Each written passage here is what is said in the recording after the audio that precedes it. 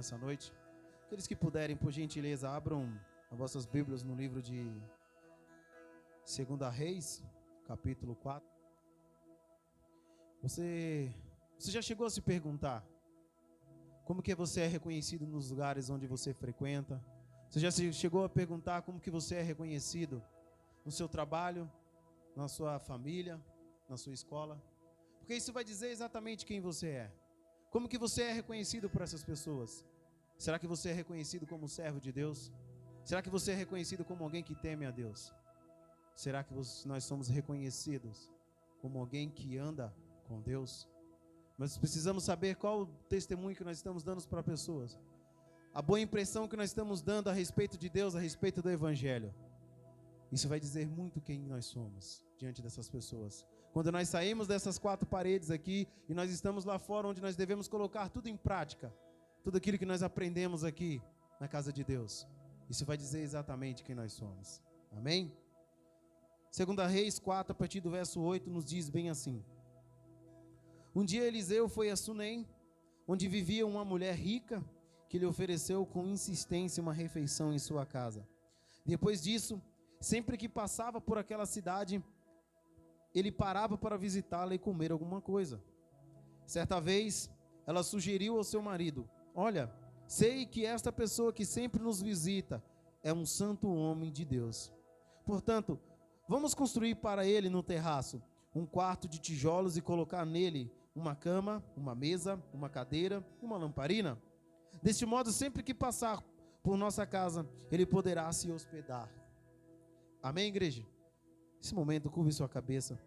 Vamos estar orando mais uma vez para que a presença do Senhor se manifeste nesse ambiente. Deus, eu oro agradecendo, Pai, por essa oportunidade. Eu oro te agradecendo, ó Deus, por estar aqui nessa noite. Nesse momento eu oro, Deus, para que as pessoas que vieram com as suas armas levantadas, ó Deus, que nesse momento eles possam abaixar as suas armas, ó Deus. Aquelas pessoas que vieram nessa noite, ó Deus, quem sabe para levantar um dedo, Deus, que eles possam abaixar nesse momento, Deus, e estar dando lugar para ouvir a tua voz nessa noite. Espírito Santo de Deus, nesse momento, adentre sobre os nossos corações, ó Pai. Eu oro nesse momento pedindo para que todas as preocupações, ó Deus, sejam deixadas lá fora, a ponto de esquecer e não se lembrar delas mais. Nesse momento eu oro pedindo para que você deixe as suas bagagens lá fora. Eu oro para que você deixe as suas bagagens lá fora, que nesse momento você dê totalmente a sua atenção para Deus. Eu sei que o Espírito Santo de Deus já tocou no seu coração. Eu sei que Deus ele já falou com você no meio dos louvores. Eu sei que Deus ele já deixou você muito sensível. Eu peço que você continue dessa maneira, continue dessa forma, porque muitas coisas ainda vão acontecer nessa noite. Você precisa entender o que Deus vai liberar, o que Deus vai entregar sobre a sua vida nessa noite. Nesse momento se desprenda, esqueça os problemas, esqueça. Entrega um tempo de qualidade. Entrega um tempo para Deus nesse momento, para ouvir o que Ele tem a dizer sobre a sua igreja. Em nome de Jesus. Amém. Amém, igreja? Glória a Deus. Esse texto é um texto muito conhecido, falado por muitas gentes. E o interessante disso é que eu aprendi muitas coisas com esse texto. Uma das coisas que eu aprendi é que a igreja de Deus, ela precisa se posicionar diante da sociedade. Nós, como igreja, nós precisamos nos posicionar. Mas essa posição que nós precisamos não é a respeito de atacar as pessoas, julgar as pessoas, nos colocando acima de ou maiores ou melhores do que elas. Mas é sobre uma posição de amor. É sobre você não se corromper e não se entregar para as coisas de ruim que está acontecendo nesse mundo. É sobre você tomar uma posição no seu trabalho. É sobre você tomar uma posição diante da sua família, na sua escola, aonde você estiver. Para quê? Para que quando as pessoas elas olharem para você, elas vão olhar e elas vão ver: ali está um servo do Senhor. Ali está uma pessoa que anda com o Senhor. E é sobre esse tipo de posição que Deus está cobrando da sua igreja. Uma posição que as pessoas vão olhar, vão ver, vão enxergar. Vão ver novos Eliseus, vão ver novos Elias, novos profetas. É esse tipo de posicionamento, igreja. É sobre as pessoas, quando vocês estiverem numa reunião da sua família, as pessoas vão olhar e vão falar assim: por favor, ore pela nossa família. Nós sabemos o Deus que você serve e tudo que Ele faz através da sua vida. É tempo de nós nos posicionarmos, igreja. Não é tempo de nós atacarmos as outras pessoas. Não é tempo de nós julgarmos as outras pessoas. É tempo de nós nos posicionarmos em amor diante da presença de Deus. Porque nós precisamos nos unir para conseguirmos concluir aquilo que Deus vai liberar sobre as nossas vidas, para chegar no próximo nível que Ele quer nos levar. E para isso nós precisamos do maior número possível de pessoas que estejam dispostas a servir o reino de Deus. E o interessante desse texto é que a gente vê que essa mulher, ela decide então fazer um quarto para Eliseu. E a palavra vai nos dizer que ela fala para o seu marido que ele é um santo homem de Deus. Que testemunho que esse homem dava quando ele passava por ali? Porque a palavra nos diz que ele passava por Sunem. E a palavra sunamita quer dizer porque ela era da origem de Sinem. Então Eliseu, ele passava por aquele lugar. Então aquela mulher, ela enxergou algo diferente em Eliseu. Ela enxergou algo tão diferente em Eliseu a ponto dela construir um quarto na sua casa, para que quando ele passasse por ali, ele tivesse onde se hospedar, ele tivesse o que comer. Ela olha para aquele homem e consegue enxergar um homem de Deus. Será que era por causa das suas vestes? Não. Eu acredito que aquela mulher, quando ela se encontrou com Eliseu, ela conseguiu enxergar que aquele homem, ele carregava uma paixão dentro do seu coração, uma paixão por Deus, que ela falava assim: eu também quero sentir essa paixão. Ela olhou para ele e conseguiu enxergar tamanho amor pelas pessoas, porque Eliseu, ele não estava preso nos títulos, ele não estava preso no que eles iriam falar, se quem ele era. Ele estava mais preocupado em demonstrar essa paixão a qual ele sentia por Deus todos os dias. Eliseu passava por ali e aquela mulher conseguia enxergar essa paixão. E muitos de nós hoje nós temos nos perdendo nos títulos, porque eu quero ser reconhecido na minha empresa. Eu quero que as pessoas olhem para mim e falem: eu tenho um carro bonito, eu tenho uma boa casa. Mas elas se esquecem da verdadeira essência que nós temos que carregar juntamente com a gente, conosco. Essa essência chamado Jesus, o único santo e verdadeiro. Então é sobre essa essência que nós devemos carregar todos os dias. Uma essência do qual, onde nós estivermos, as pessoas vão falar: este é um homem de Deus, esta é uma mulher de Deus. Levar essa paixão conosco. Nós precisamos levar isso, igreja. Nós precisamos ser reconhecidos como um povo de Deus e que anda com Deus. E aqui eu consigo ver também que Deus, Ele cuidou o tempo todo da trajetória de Eliseu. Por quê? A palavra mesmo nos diz, porque ela fez um quarto para ele.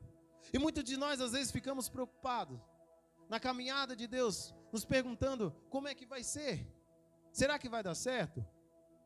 Igreja, por favor, se você estiver debaixo da vontade de Deus, se é isso que Deus tem para você, acredite que Ele vai cuidar do seu caminho. Ele vai levantar pessoas para cuidar de você. Não se preocupe com os recursos, porque os recursos eles vão vir. Muitas das vezes vai vir daquela pessoa que você nem acredita. E melhor ainda, talvez vai vir da pessoa que menos tem recursos, para mostrar para você que Ele é Deus.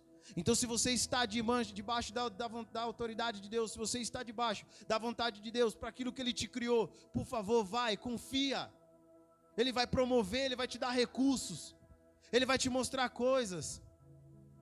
E por favor, entenda uma coisa: quando eu estou dizendo sobre você estar debaixo da vontade de Deus, para cumprir com o seu propósito, por favor, não se limita a você entender: então é sobre eu ser um pastor, é sobre eu ser um presbítero, é sobre eu ser um diácono, é sobre eu participar do ministério de louvor. Não, é para você ser exatamente aquilo para o que Deus te criou. Porque se você foi criado para ser um empresário, entenda que Deus vai ser glorificado por meio disso. Então, se Deus está te chamando para você abrir uma empresa, abra. Se você está debaixo da vontade de Deus, abra, porque Ele vai promover recursos, Ele vai te mostrar pessoas, Ele vai te sinalizar pessoas, Ele vai colocar pessoas certas, na hora certa, no seu caminho. E é sobre isso, igreja, sobre você estar debaixo da vontade de Deus. Então não se preocupe com os recursos. Não se preocupe como vai ser a sua caminhada. Eliseu estava apenas passando por ali. E aquela mulher, quando ela enxergou e viu um homem de Deus, ela fez um quarto para ele. Então não se preocupe, que Deus vai levantar pessoas para cuidar de você, para que você consiga atingir o objetivo e o propósito de Deus. Amém, igreja? Continuando aqui, logo mais adiante, no verso 16 nos diz que: e Eliseu lhe declarou: por volta desta época, no ano que vem, terás um filho nos braços. Contudo, ela ponderou: não, meu senhor, não iludas a tua serva, ó homem de Deus. Entretanto, assim como Eliseu lhe afirmara, a mulher sunamita engravidou, e no ano seguinte, no tempo certo, deu à luz um filho. Quando o menino já estava crescido, saiu um dia com seu pai, que estava com os ceifeiros. Então ele gritou ao pai: minha cabeça, ai que dor na cabeça. O pai imediatamente rogou a um servo: leva-o à sua mãe. Este o tomou e o levou à sua mãe. E o menino ficou no colo dela até o meio-dia. E então morreu. Igreja, devido à sua hospitalidade que ela forneceu para um profeta, e reconhecendo ele como homem de Deus, eu vejo que a sua recompensa foi a respeito de ter e poder gerar um filho. Aquela mulher, ela gera um filho devido à sua hospitalidade. Eu vejo isso como uma recompensa e reconhecimento como servo de Deus. Só que a Bíblia nos diz a respeito de que essa criança, logo mais tarde, ela vem a falecer, ela vem a morrer de causas naturais. Ela morre por uma dor de cabeça terrível. E essa criança morre, alguém que foi lhe prometido, que ela não tinha pedido. Mas eu creio que creio que Deus sabia o que ela tinha no seu coração, de querer gerar, de querer ter um filho, porque ela nos diz: por favor, não me iludas. Quem sabe no seu coração a vida inteira, o seu maior desejo, o seu maior anseio era gerar. Então ela vem, tem um filho, e de causas naturais ela morre. Essa criança morre. E falando sobre causas naturais, hoje no meio da igreja, eu consigo enxergar quantas pessoas estão morrendo espiritualmente. Talvez pessoas que você profetizou que estariam um dia na presença de Deus. Talvez aquelas pessoas que um dia você disse: eu vejo você servindo a Deus dessa maneira, dessa forma, e elas morreram espiritualmente. Pare e pense nesse momento. Exatamente essa pessoa, um dia que você dobrou os seus joelhos e orou, pedindo para que Deus salvasse ela. Quem sabe ela não morreu espiritualmente? Ou quem sabe, quantas pessoas elas estão morrendo espiritualmente aos poucos? Essa morte foi uma morte natural, mas hoje a igreja, muitas pessoas estão morrendo espiritualmente. Eu penso comigo assim que elas estão vegetando. Elas podem estar vivas, elas podem estar respirando, elas podem estar falando, elas podem estar se deslocando de um lugar para o outro, mas espiritualmente elas estão mortas. Elas não encontram mais forças para seguir em frente. E aí está o nosso papel, igreja. Aí está o nosso papel. Igreja, nós precisamos acender novamente a chama dentro dessas pessoas. Nós precisamos ajudar essas pessoas que elas estão morrendo espiritualmente. Essas pessoas, elas estão gritando por socorro dentro de si. Elas estão clamando, precisando de ajuda. Ah, por favor, não acorde todos os dias pelas manhãs, achando que é normal uma pessoa estar morrendo espiritualmente ou ela está morta espiritualmente. Por favor, não acorde pelas manhãs achando que isso é normal. E não está se preocupando com essas pessoas que elas estão morrendo espiritualmente. Talvez pessoas dentro do seu lar, da sua família, talvez um vizinho seu, um amigo seu. Não acorde pelas manhãs achando que isso é normal. Precisamos ajudar essas pessoas. Porque não é sobre mim, não é sobre a Igreja Batista, é sobre o reino de Deus. É sobre o reino de Deus que precisa ser estabelecido. E essas pessoas estão gritando por socorro. Nós precisamos ajudar essas pessoas. Quem sabe o seu próprio filho está morrendo espiritualmente. Talvez as pessoas da sua própria casa estão gritando por socorro e nós não estamos conseguindo enxergar. Pessoas do nosso convívio, que outrora estavam conosco. Se parar para pensar, eu estou há pouco tempo aqui, mas vocês que estão há mais tempo do que eu, pense quantas pessoas estavam com vocês lá atrás e hoje elas já não estão mais. Quantas dessas pessoas talvez estão mortas espiritualmente, ou elas estão indo à beira de um precipício para morrer espiritualmente, precisando de ajuda, precisando de uma oração, precisando que nós possamos transferir um fogo para ela, uma chama do reino de Deus, para que elas possam reviver novamente e começar a dar as mesmas respostas que elas davam lá no passado. Quantas pessoas elas já sentaram nessas cadeiras, já não estão sentando mais, estão em outros lugares, clamando por socorro. Nossos filhos, os nossos pais, os nossos irmãos, talvez são as pessoas que mais morrem espiritualmente. Nós precisamos estar com nossos olhos atentos, precisamos estar sensíveis, precisamos avançar, igreja.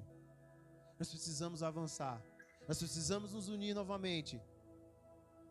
Nós não podemos achar que é normal. O Brasil está morrendo espiritualmente. Nós não podemos achar que é normal. A igreja de Deus está morrendo espiritualmente. Muitas igrejas estão cheias de pessoas, mas não estão com o seu espírito voltados para Deus. Não estão voltados para os propósitos de Deus. Elas estão ali cheias, as igrejas estão cheias, mas vazias espiritualmente. O que nós não podemos achar que isso é normal. Então Deus levantou um povo, levantou uma geração, levantou uma igreja para despertar esse povo. Quem sabe no seu coração, no seu íntimo, às vezes você diz: quem sou eu? Quem sou eu? Tem fulano que pode fazer, tem fulano que é mais importante. Mas você precisa entender que Deus levantou um homicida para você ser um libertador do povo dele. Quem? Moisés. Moisés, ele matou um homem. Mas Deus, ele usou para libertar um povo. Então muitas das vezes você se pergunta: quem sou eu? Você é exatamente quem Deus quer usar. Exatamente quem Deus quer usar no seu trabalho, na sua casa, na sua escola, aonde você estiver, no mercado, no shopping. As pessoas olharem e ver: eu enxergo um servo de Deus. Vamos avançar, vamos continuar seguindo em frente. A igreja brasileira não pode morrer espiritualmente. E Deus precisou apenas de uma pessoa para libertar aquele povo. E quem sabe Deus não está chamando apenas uma igreja para libertar o resto das igrejas que estão escravizadas, que estão presas nas suas próprias ideologias, nos seus pecados, nas suas vaidades, achando que está certa. Ah, igreja, por favor, não se coloque pequeno, achando que nós não podemos ser usados para Deus libertar uma geração, libertar uma nação. Eu creio que Deus pode nos usar. Eu creio nisso, igreja. Quem crê, diga amém. Glória a Deus. Continuando, igreja, no verso 25 nos diz: ela partiu para encontrar-se com o homem de Deus no Monte Carmelo.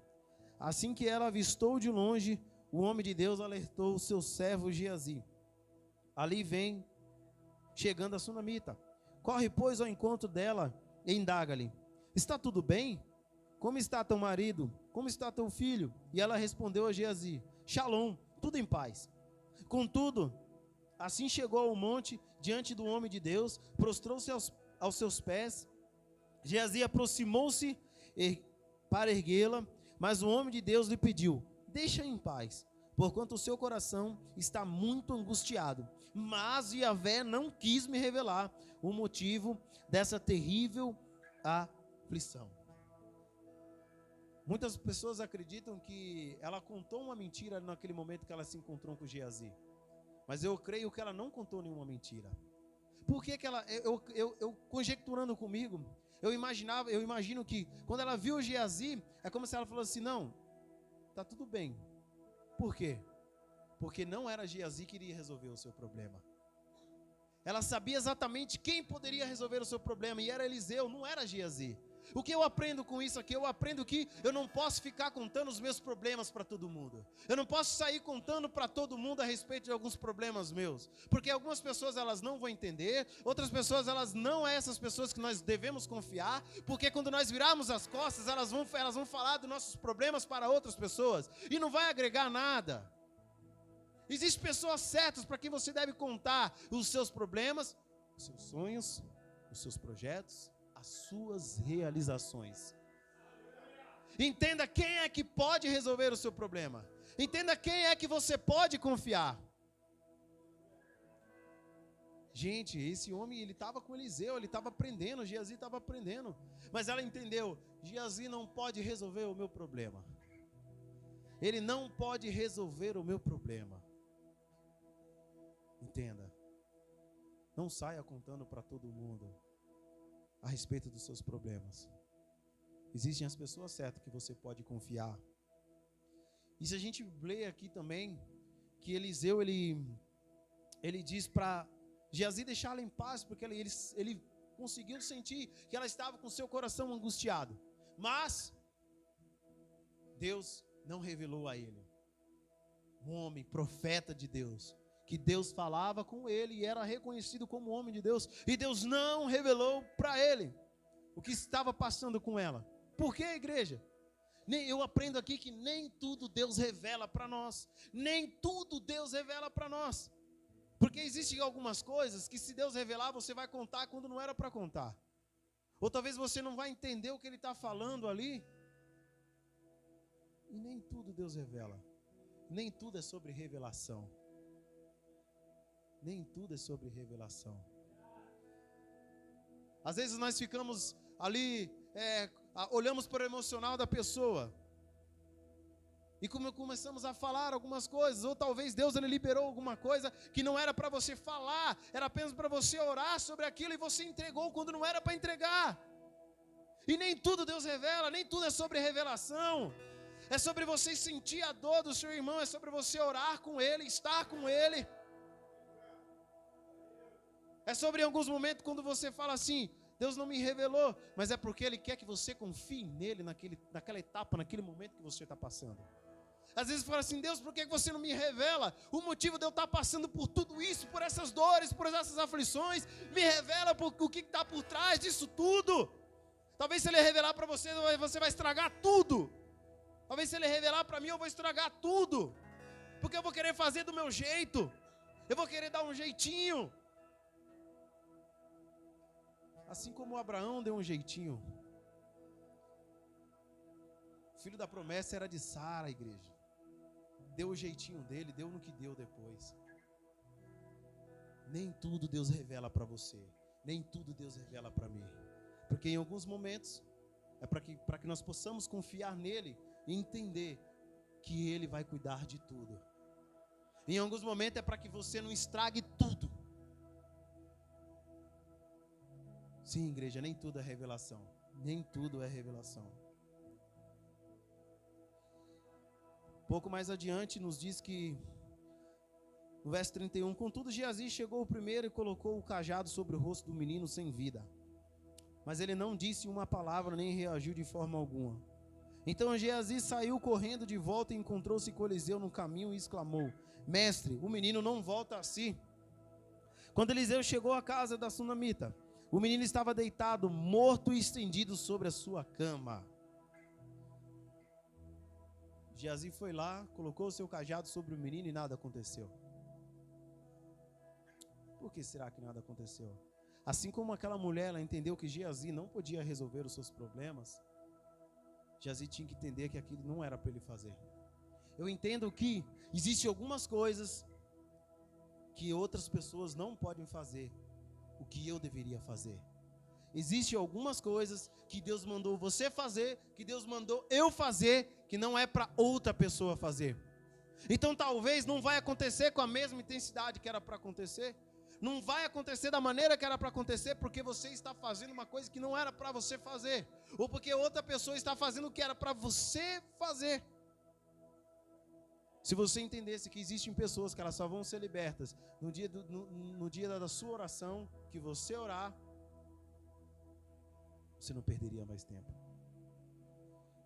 Precisamos entender, existem algumas coisas que Deus confiou a você, não confiou a outra pessoa. Talvez a sua família vai ser salva através de você, por você, com você.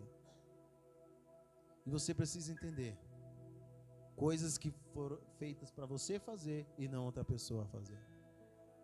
Uma das minhas orações para esse dia para Deus é que eu falei assim: Deus, não precisa levantar outra pessoa para fazer aquilo que o Senhor me levantou para fazer. Deus não precisa levantar outra pessoa para ganhar as almas da qual o Senhor me levantou para ganhar. É sobre você entender. Não precisa ser levantada outra pessoa para fazer aquilo que Deus confiou a você. Não precisa Deus dar a empresa para outra pessoa a qual o Senhor confiou para mim. Não precisa. Não precisa. Porque se Deus entregou para você, porque Ele sabe exatamente do que você é capaz. Se Ele entregou para você, porque Ele sabe exatamente o que você consegue, Ele sabe os planos que Ele tem para você, Ele sabe da trajetória que Ele escolheu para você. Então, igreja não precisa levantar outro povo, não precisa levantar outra nação, aquilo que Deus escolheu para que nós fizéssemos, para ganhar outros povos, outras nações, outras regiões, outros países, quem sabe. Igreja, o poder de Deus ele não é limitado. Somos nós que muitas vezes achamos que o que Deus vai fazer é pequeno. O mover que Deus vai fazer é pequeno. Não vai ser preciso levantar outra pessoa. Não vai ser preciso vir alguém de fora. Não vai ser preciso trazer alguém de fora, vai ser alguém de dentro. Assim como Moisés, ele não foi preciso trazer alguém de fora, não precisou ir lá não precisou ir em outra cidade, outro país, outra nação, sempre esteve dentro do povo de Israel. O libertador sempre esteve dentro deles. Não vai ser preciso trazer ninguém de fora, não vai ser preciso trazer outra pessoa de outro lugar, não vai ser preciso trazer um estrangeiro para que haja um avivamento no meio da igreja brasileira. Vai acontecer no meio do povo de Deus, no meio do povo brasileiro, vai acontecer, igreja. Não vai ser preciso trazer alguém de outra região, não vai ser preciso trazer uma pessoa de outro estado, para que haja um grande avivamento nesse lugar, para que haja um avivamento dentro da sua casa. Não vai precisar chegar um profeta, não vai precisar chegar um presbítero, não vai precisar chegar um pastor para orar e acontecer grandes coisas, grandes milagres na sua casa, não vai precisar. O Senhor está pedindo para que você confie nele. Embora seja difícil,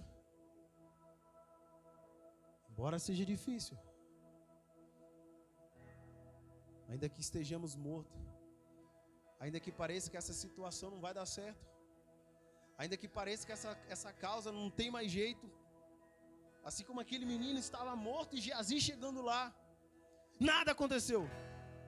Às vezes você fala, nada aconteceu na minha casa ainda, porque você está levando as pessoas erradas, porque não é através dessa pessoa. Talvez basta uma palavra sua, talvez é dentro da sua casa, é com você, não vai precisar chegar ninguém de fora e dizer que Deus manda te dizer, vai partir dentro da sua casa. O que nós não podemos é rotular e achar que todas as coisas acontecem só de uma maneira. Vai ser preciso chegar alguém de fora que eu não conheço, nunca vi na vida, olhar para mim, olhar dentro dos meus olhos e dizer que foi naquele dia que eu nasci, que foi assim, que no dia tal eu sofri um acidente. Não vai ser preciso. Não vai ser preciso. Vai vir de dentro da sua casa. Quem crê, diga amém. Quem crê, diga amém.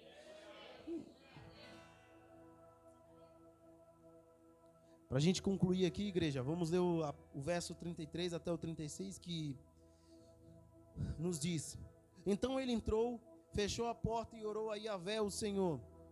Em seguida deitou-se sobre o menino, encostando sua boca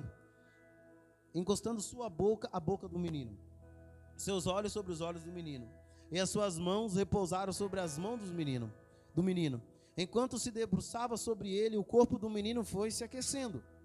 Eliseu levantou-se, começou a caminhar pelo quarto de um lado para o outro, depois subiu na cama e estendeu-se sobre o corpo do menino mais uma vez. Então o menino espirrou 7 vezes e abriu os olhos.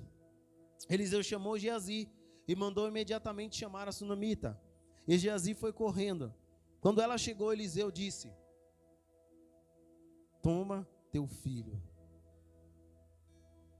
Nós lemos esses versículos, nós conseguimos enxergar. Isso não precisa de nenhuma teologia, não precisa você ser dotado de todo conhecimento para perceber que aquele menino ele não voltou à vida logo de imediato. Eliseu ele foi lá, orou, se colocou sobre o menino, seu corpo aqueceu, mas ele ainda não tinha vivido. O que nós aprendemos com isso aqui, igreja? Eliseu é um homem de Deus, profeta, recebia revelações. Quem tinha sido o seu professor? Elias, igreja. Cara, ele pediu a porção dobrada. O cara era top mesmo, o cara era bom. E por que naquele momento ele se debruçou sobre o menino? Por que ele não voltou à vida? Quantas e quantas gente às vezes fala assim: você não é profeta de Deus, você não é homem de Deus, você não é mulher de Deus. Por que essa pessoa não voltou à vida? Porque o milagre ainda não aconteceu na sua vida. Porque essas coisas ainda não aconteceram. Porque a situação ainda não mudou na sua casa. Porque tudo ainda está do jeito que está. Eliseu também era um homem de Deus. E o menino não voltou de imediato. Talvez porque você está usando os métodos errados. Talvez você está usando as coisas erradas. Talvez você está fazendo de um jeito que não era para ser feito. Talvez nós estamos usando os métodos errados. Talvez são métodos que nós aprendemos lá no passado por alguma pessoa e queremos aplicar por dia a dia para alguma situação. Não é que você não é um servo de Deus. Não quer dizer que Deus não ouve a sua oração. Não quer dizer que ainda não aconteceu porque Deus ele não está com você. Talvez seja porque você está usando os métodos errados. Talvez seja porque você está usando nas horas erradas. Porque não está sendo feito do jeito certo. Você precisa entender qual a maneira correta de ser feito. Isso, igreja. E você precisa entender que você tem que ser aquela pessoa que interliga, aquela pessoa que não tem vida, aquela pessoa que está fria, aquela pessoa que está morta espiritualmente. Começar a usar os métodos certos, para que essa pessoa possa viver novamente assim como fez Eliseu. Você precisa usar os métodos corretos. Você precisa ser aquela pessoa que tem a chama dentro de você, que tem um fogo aceso dentro de você. E você vai passar calor para essa outra pessoa que está morta espiritual. E ela vai passar a viver. Ela vai passar a viver novamente. Ela vai dar frutos de novo. Você vai ver ela em direção ao caminho da eternidade novamente. Você vai ver ela novamente nos caminhos, em busca do Pai. Você precisa fazer isso porque você quer ver ela na eternidade. Precisamos fazer isso porque nós amamos Jesus, porque nós amamos o reino de Deus. Vamos nos conectar com essas pessoas que estão frias espiritualmente. Mas vamos dar prioridade para quem é da nossa casa. Talvez nós queremos interligar umas pessoas que estão ao nosso lado, que estão em outro país, sendo que tem gente da nossa própria casa que está precisando ser reaquecida, que está precisando viver novamente. Vamos começar na nossa casa, vamos começar no nosso lar. Vamos pegar a autoridade de sacerdote dentro das nossas casas. Vamos pegar aquela autoridade que foi outorgada sobre as nossas vidas. Vamos começar na nossa casa, porque de casa em casa nós vamos chegar numa nação. De nação em nação nós vamos chegar em reinos e vamos expandir a igreja. Porque é tudo sobre o reino de Deus. É sobre você se interligar com outra pessoa e aquela pessoa, ela voltar à vida, ela voltar a viver. E a palavra nos diz que Eliseu, ele não ficou quieto. Ele andou de um lado para o outro. Ele andou para lá e para cá, ele não ficou quieto. É sobre você ficar inquieto. Enquanto você não vê essa pessoa reviver de novo, você não vai ficar parado, você não vai ficar quieto. Enquanto você não vê o seu filho viver de novo. Enquanto você não vê o seu marido viver de novo. Enquanto você não vê a sua esposa, o seu filho, o seu pai viver de novo, você vai andar de um lado para o outro, orando, acordando de madrugada, jejuando. Enquanto o seu filho não se entregar de novo para Deus. Vai haver uma inquietação na sua casa. Vai haver uma inquietação na sua vida. Você vai andar de um lado para o outro, até que essa pessoa volte à vida de novo. Você vai ficar inquieto. Por quê? Porque você ama. Porque você também gerou. Eu penso que Eliseu, ele orando por aquela criança, para que aquela mulher gerasse, tivesse um filho. Eu penso que talvez Eliseu, ele também tinha um senso de cuidado com aquela criança, uma essência de cuidado. Não foi ele que fez, mas ele ajudou, ele orou. Ele orou por aquela criança. Ele tinha um amor dentro dele por aquela criança. É sobre nós termos amor sobre as outras pessoas, quem está à nossa volta. É sobre nós orarmos, não ficarmos parados enquanto essa pessoa não voltar à vida, enquanto não acontecer o que é para acontecer, o que tem que acontecer, enquanto as coisas não voltar ao normal, do jeito que Deus criou, do jeito que Deus te projetou, para você andar no caminho que Deus te colocou, que Ele tem para você. Eu falo assim: Deus, eu quero ficar inquieto, amando as pessoas, amando a minha família, amando as pessoas que estão à minha volta, orando por eles. Haja, Deus, inquietação no meio da tua igreja. Haja inquietação no meio do povo, Deus, para orarmos uns pelos outros, até que todo mundo volte a viver novamente. Aquelas pessoas que estavam perdidas, aquelas pessoas que já se esfriaram. Eu oro para que haja uma inquietação no meio do povo. Eu oro para que haja uma inquietação no meio da igreja. Igreja, por favor, se coloque de pé. Vamos orar, igreja. Vamos orar, igreja.